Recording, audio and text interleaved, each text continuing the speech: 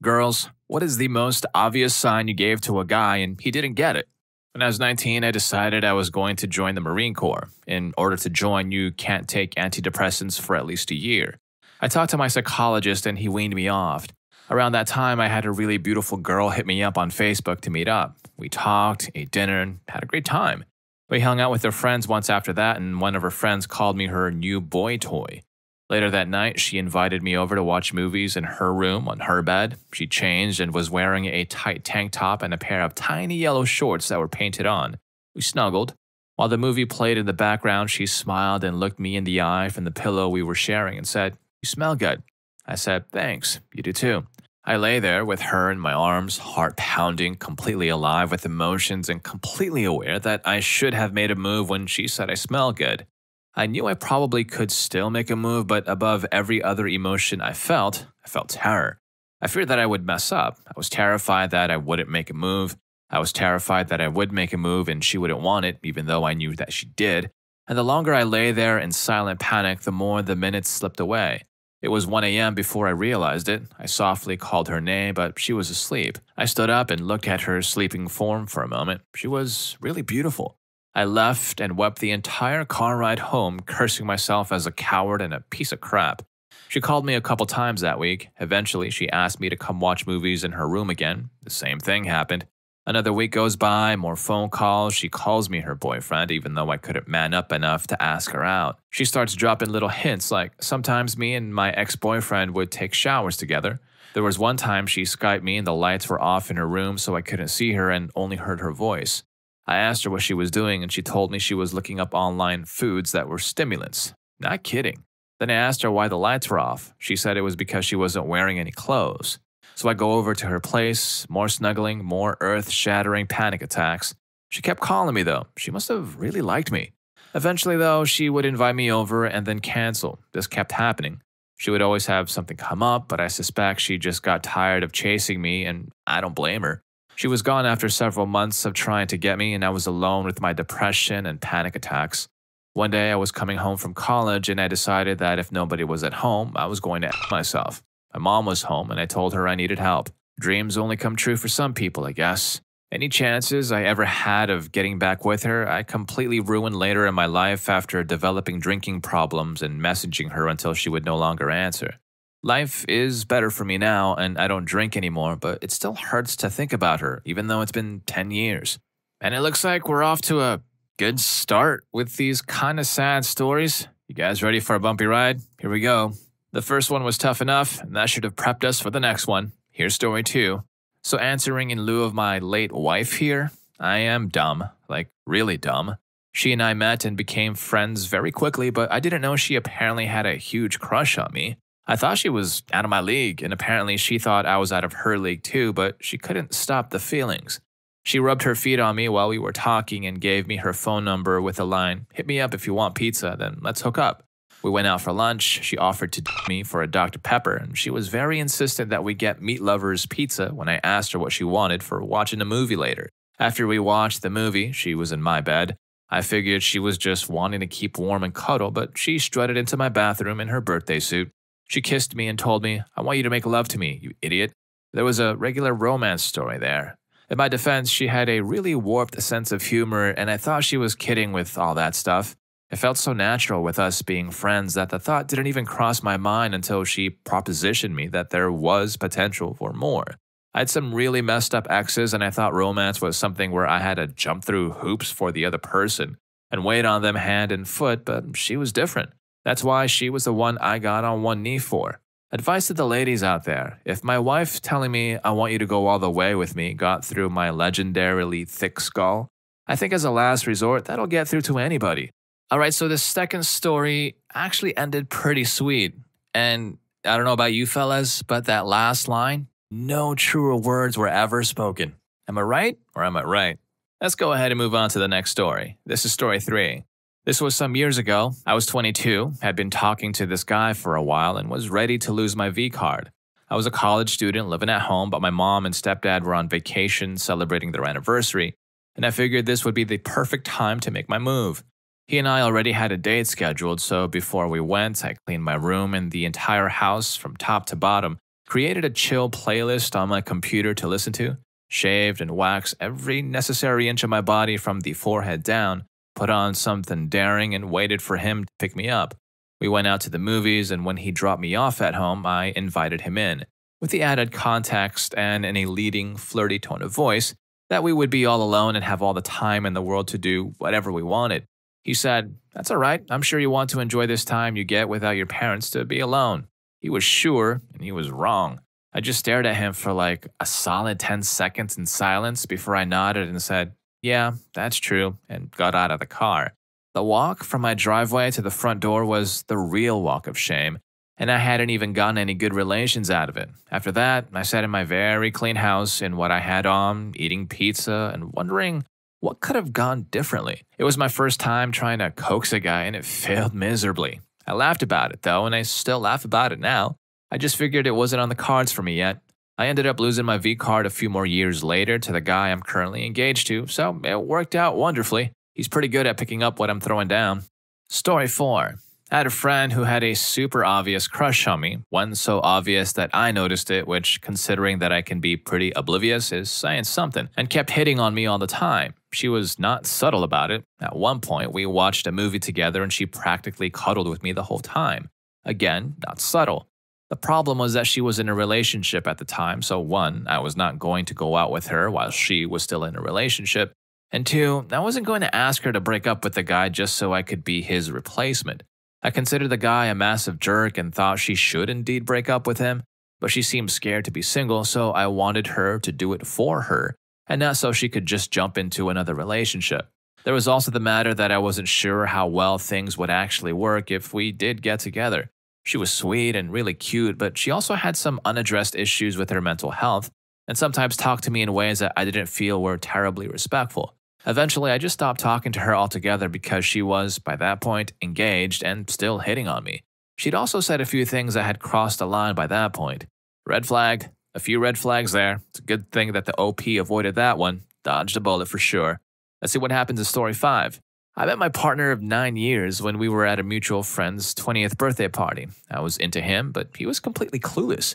I could tell he was attracted to me, but he was so awkward and adorably innocent. I would dance with just him, grab his hand to keep up with the group through the busy nightclub, and place his hand on my waist or hips. Hours had passed and he wasn't getting it. Eventually, I fully sat on his lap despite empty seats either side of him. He froze, not sure what to do. The friend whose party it was caught his attention before demonstrating how to handle a woman in your lap. The birthday boy pulled his girlfriend to his lap, encircling her waist in his hands and whispering in her ear with pointed looks at my guy. Awkwardly, my partner tried to do the same, but he was so uncertain. Later, we all went for late-night macas before everyone split up for the night. He tried to drag me into a shadow to kiss me goodnight, but couldn't get his confidence up before his rowdy friends came and dragged us all apart. He was so adorably frustrated. A couple of days later, I added him on Facebook because I wanted to know more about him. We started chatting all night, every night, and eventually got ourselves together. It turned out he had never been kissed, so the next time we saw each other in person, I made sure to rectify that. 9 years later, we're no longer close with the mutual friends that got us together, but he's all I could ever need. It was literally the best decision I ever made. Story 6. A girl once changed next to me on the bus before a band event. I averted my eyes like a gentleman and figured lots of people were changing, so it wasn't a big deal. A year later, the same girl offered to take me to a secluded part of our school after hours to get with me. I thought she was joking, and I laughed it off. Another time I got to school early and she asked me to drive her to McDonald's for an Egg McMuffin. While we were driving, she said we could just skip school, go back to my place, no parents home, and do it. I thought she was joking, and I laughed it off. Senior year, after an awards banquet, she told me she wanted to take me back to her place and make out and see where the night went. I think you know my reaction. It turns out there were a lot of girls interested in me, and there were lots of situations like this where I missed obvious hints. In my defense, I was a recovering fat kid who was mercilessly teased in middle school and then got hot without realizing it, and I couldn't conceive of a world where these girls were serious and not making fun of me. Still, oh boy, was I dense. Alright, hey, since we're in the middle already and the stories have gotten pretty good, I'm sure you're obviously loving these missed signal stories. Let me know by giving this video a thumbs up and subscribing for more amusing anecdotes. It gives me a little bit of a good push to keep on going. Thank you, because it really does also help me out.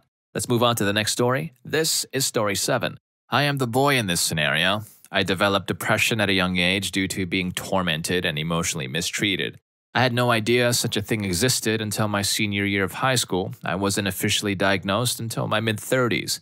I learned pretty early on how to read two people interacting if I was a third-party observer, but I never really got good at one-on-one. I met a woman in college and we hit it off. I missed every sign, including her driving the two of us 650 miles to North Carolina as part of a caravan of college kids going on a road trip.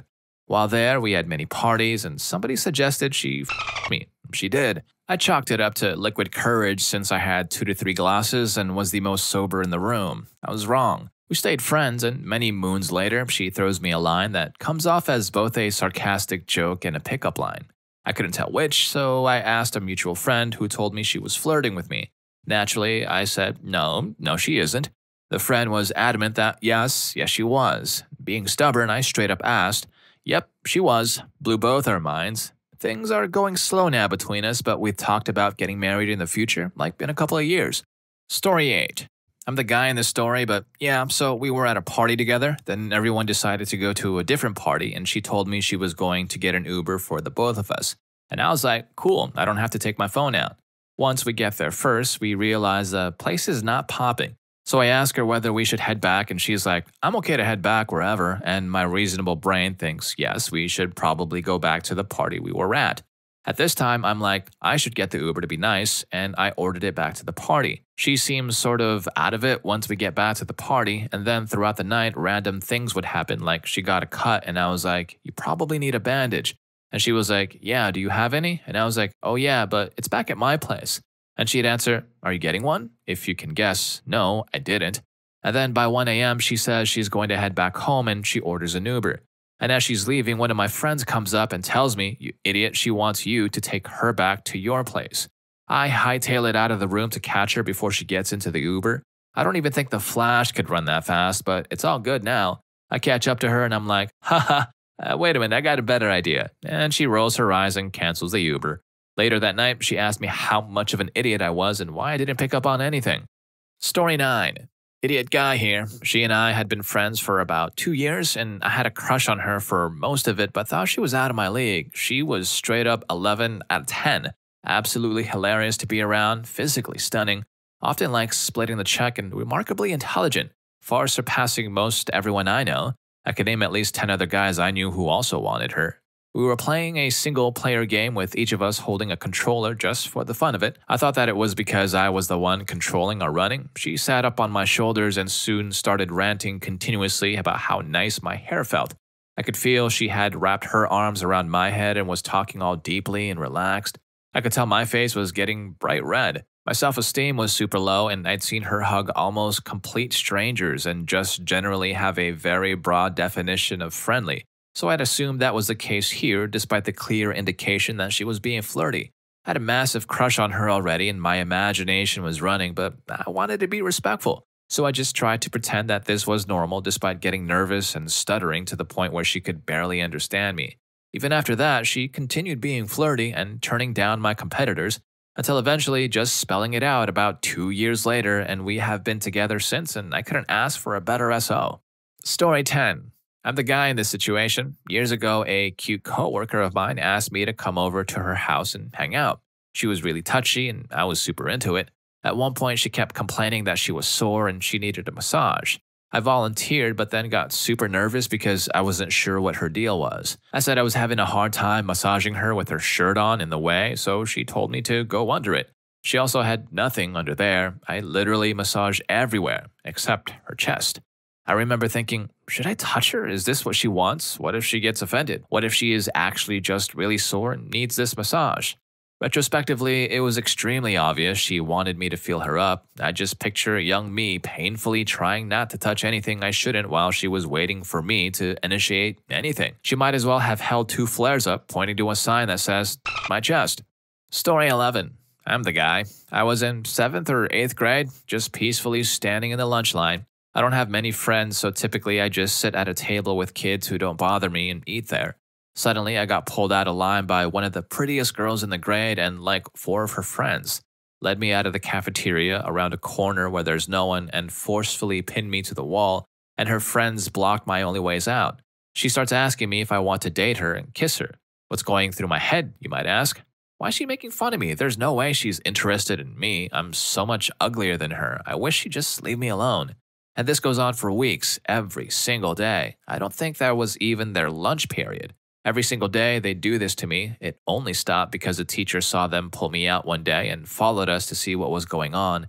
And I told him, and he got them to leave me alone. When I was 19, I got on the train to go to my classes in the morning, and I ended up sitting next to her.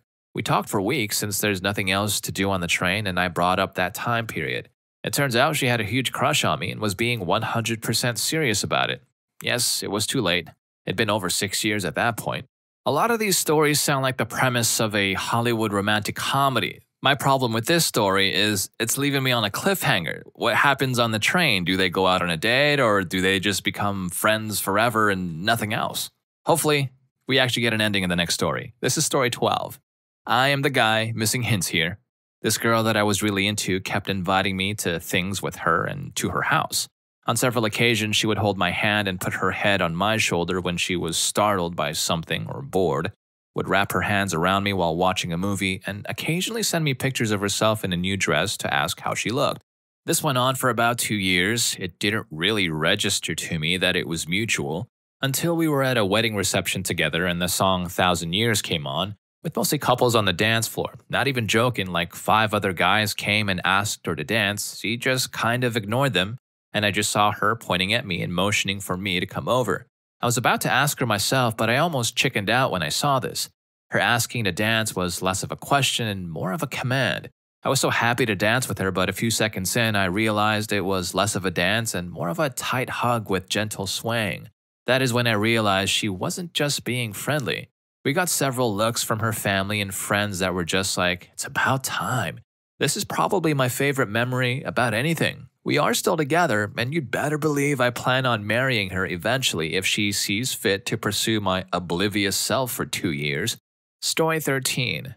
Guy here. I'm awful at reading signs. I take most compliments as they are, but a girl I've known for a while asked me out for drinks, which I agreed to. She flirted with me at work a bit, but I thought nothing of it. So we went out for drinks, and it was great. We hit it off, and it was very enjoyable. I did the noble thing and walked her back to hers, and she then told me no one was in the house, so she invited me for a house tour. I went in the house, and she showed me her bedroom first, and there was probably an awkward 15-second moment where I was literally just looking around the room, and she was saying I could stay for a bit, but I said I had to catch the train home because it was late. It hit me a week later what she meant. We're still good friends. Probably nothing will happen now. What a huge loss. Alright, I feel for you, my guy, because 15 seconds? 15 seconds just standing there, you and her in her bedroom? It's an eternity of a time to not get an idea. And like you said, huge loss. But hey, I hope you had as much fun listening to these stories as I did sharing them with you. And remember, guys or girls might not always catch not so subtle hints, so in those cases, it's okay to just say it out loud. And speaking of saying things out loud and missed chances, I gotta say, you don't want to miss the next video. Girls, did you ever have a guy that you wish you said yes to when he asked you out? Don't miss it because I could totally relate to the guy in story 2. I'll see you there, and thank you for watching this one.